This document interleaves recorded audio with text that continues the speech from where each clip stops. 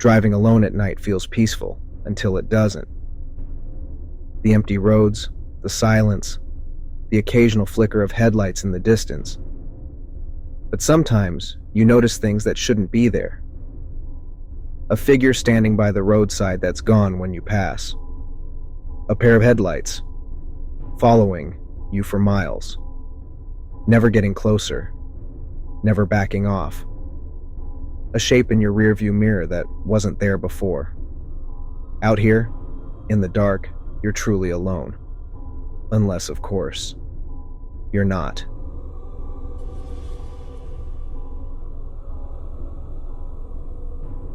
I've been driving trucks for almost 15 years. In that time, I've seen some weird shit. Figures on the side of the road that disappear when you blink. Unmarked roads that lead to nowhere. Places that make you feel like you're being watched. But this time was different. Because this time, it followed me. I had been hauling a shipment of industrial supplies through northern Arizona, taking one of those long, deserted highways that stretch for miles without a single gas station. It was nearly midnight, and I had been on the road for 10 hours straight. I needed rest. I pulled onto the shoulder, killed the engine, and climbed into my sleeper cab. Out here, it was just me, the truck, and the desert silence. Or at least that's what I thought. I must have dozed off for an hour or two before I woke up to a metallic clanking. My eyes snapped open. It was coming from outside, near the wheels.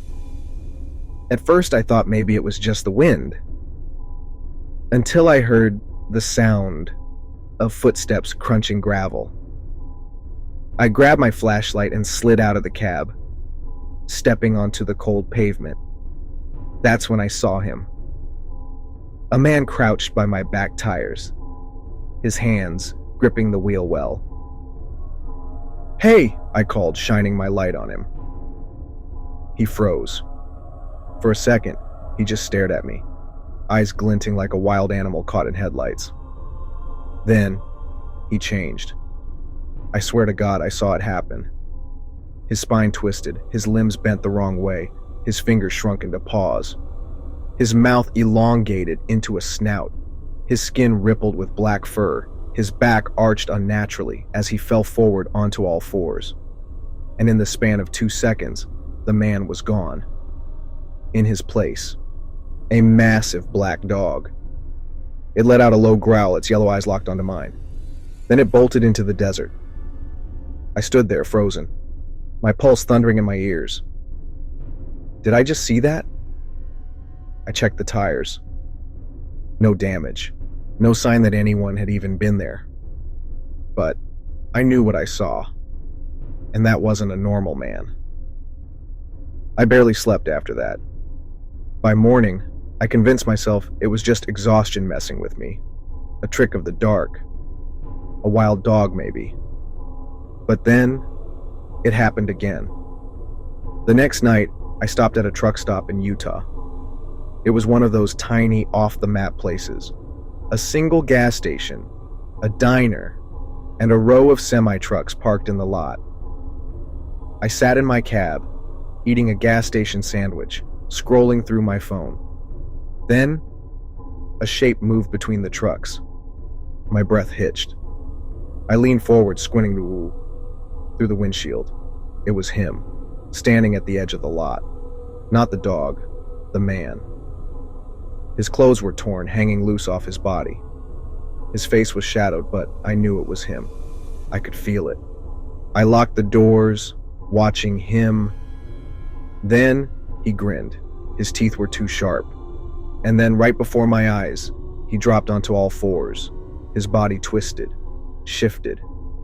And within seconds, he was a dog again.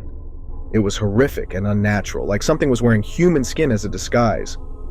The dog stared at me, ears flat, hackles raised. Then, it charged. I slammed my truck into drive, my tires screeching against the pavement as I sped toward the highway. In my side mirror, I saw it bounding after me. Not like a normal dog.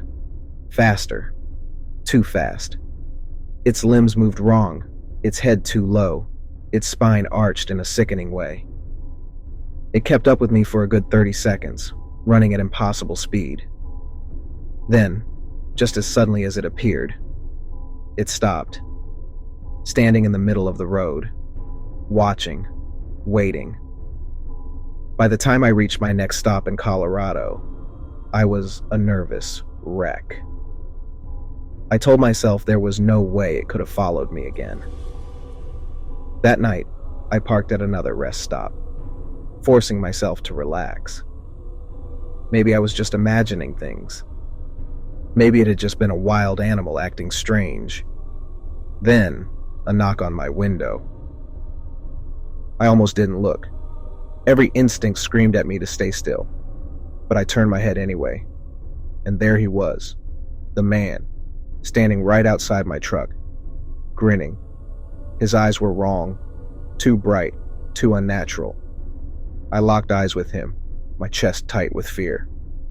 And then, he raised his hand and knocked again, software rhythmic, like he had all the time in the world. I didn't sleep that night, didn't turn off my truck, didn't look outside again.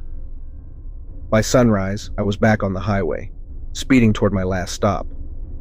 I had a drop-off in Kansas, and after that, I was heading straight home. I just needed to make it through one more night. But I knew he was still following me. At around 2 a.m., I saw it again, just off the highway, a black dog standing at the tree line, waiting. I gripped the wheel, heart hammering. It had followed me for 3 days, and I knew it wasn't going to stop. I don't remember getting home. I must have driven straight through, barely stopping, my nerves completely shot. That was 6 months ago. I haven't seen the man or the dog since.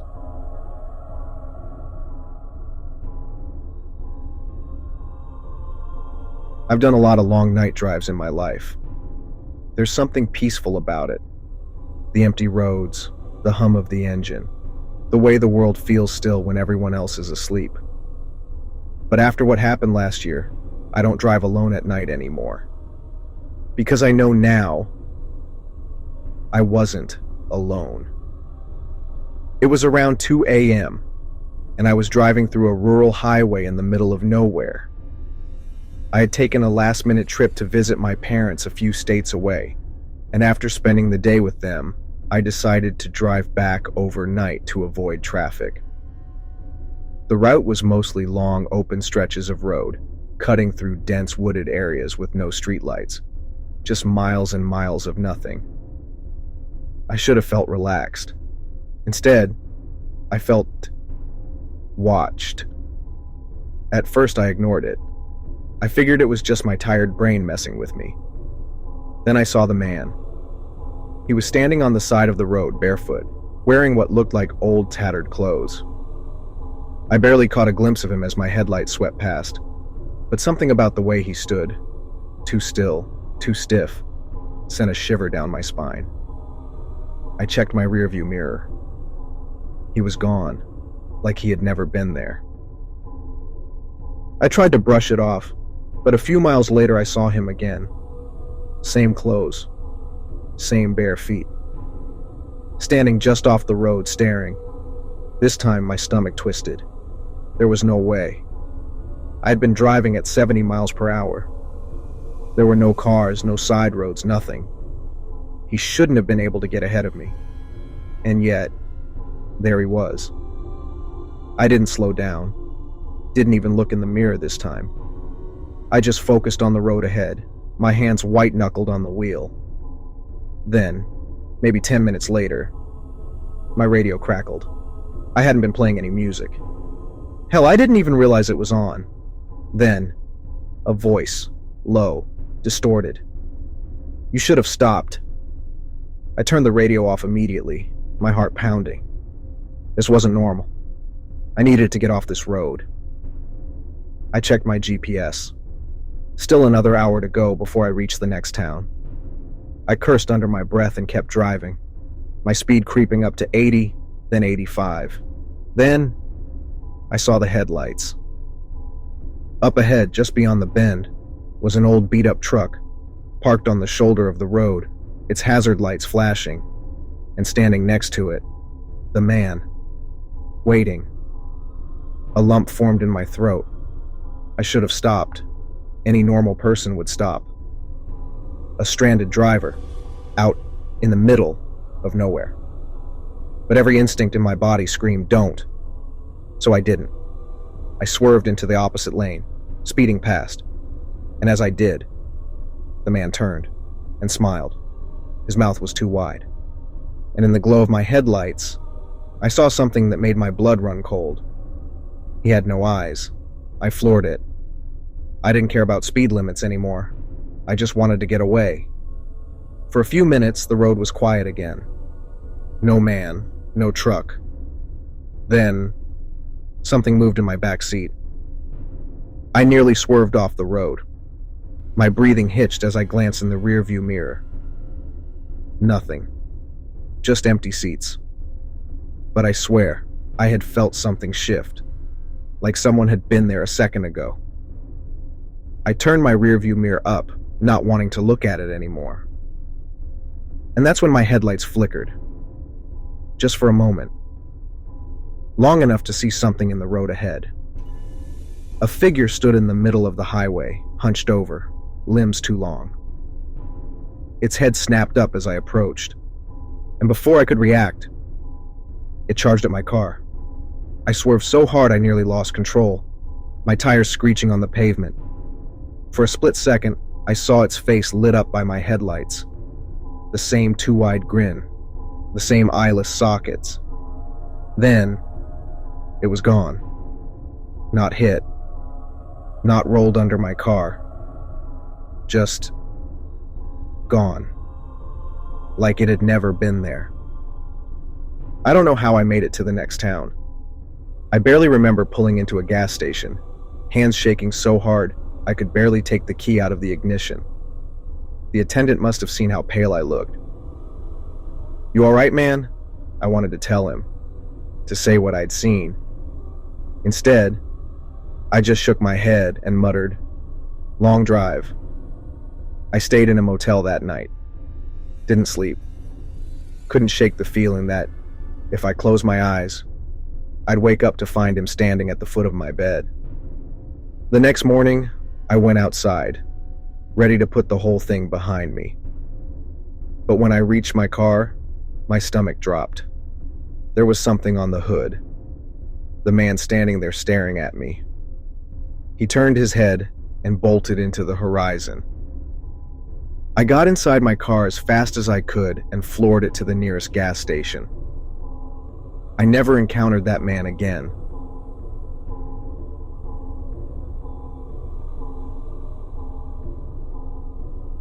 I had been driving cabs in the city for over a decade, and in that time, I had picked up my fair share of weird passengers. Drunks, lost tourists, people who wouldn't stop talking, and people who wouldn't say a single word. But this one was different. It was a cold, rainy night, and I had just dropped off my last customer at a quiet suburban neighborhood. I was heading home, exhausted and ready to call it a night, when I saw him. A figure standing in the middle of the road. He was tall, thin, dressed in a dark suit, his face hidden beneath a wide-brimmed hat. I slowed down, squinting through the rain-soaked windshield. Something about him felt wrong. He wasn't waving for a ride.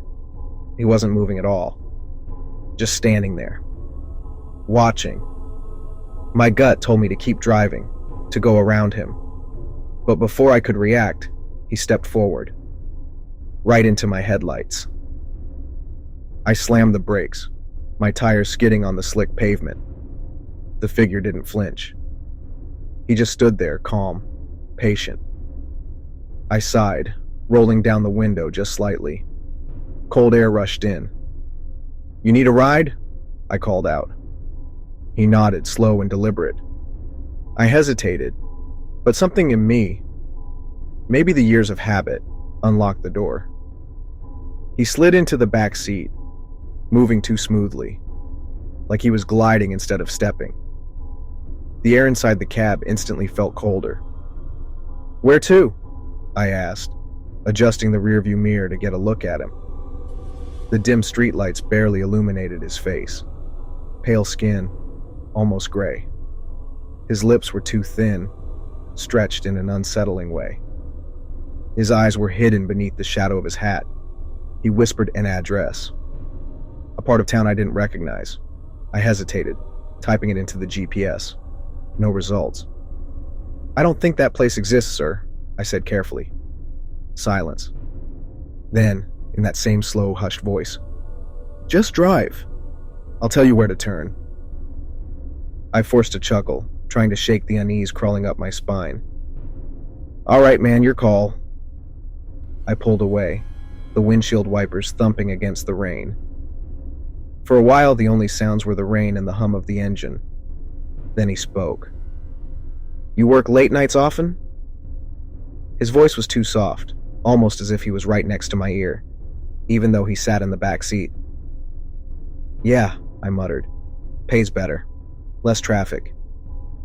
He nodded, his reflection flickering in the mirror. I didn't like this. "Have you ever picked up someone you shouldn't have?" he asked. The way he said it, like he already knew the answer, sent a chill down my spine. "Can't say I have," I lied, gripping the wheel tighter. Another long silence.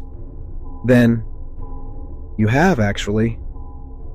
I felt a cold pressure on my shoulder, like a hand. I snapped my head to the mirror and saw nothing, just an empty back seat. My breath hitched. My hands were shaking as I pulled over under a street lamp. I turned in my seat. No one was there. But the seat was wet. Rainwater dripping into the upholstery. I swallowed hard, my mind racing. Had I imagined the whole thing? Had he ever really gotten in? Then, from behind me, a laugh. Software too close. Like someone was right behind my ear. I lunged forward, yanking open the door and stumbling into the rain. My breath came fast and shallow. I turned in circles, scanning the empty street. No one. But the back door of my cab was wide open. Had I left it that way? Or had someone, just stepped out? I got back in, locking the doors. I told myself I was just tired, just overworked. I started driving again, this time straight home, but the radio flickered on by itself, static. Then, a voice. His voice. "You shouldn't have stopped." I slammed the power button. The radio shut off. But in the rearview mirror, a face. Pale, grinning, right behind me. I don't remember getting home. I must have sped the whole way, because the next thing I knew, I was parked outside my apartment, the rain still pounding against the windshield. I sat there for a while, gripping the wheel, too afraid to look in the mirror. Finally, I forced myself to turn. The back seat was empty again. But there was something on the seat. A piece of paper, folded neatly, with 4 words scrawled in black ink. "See you next time." I quit driving night shifts after that, switched to daytime routes. Never spoke about it, never told anyone.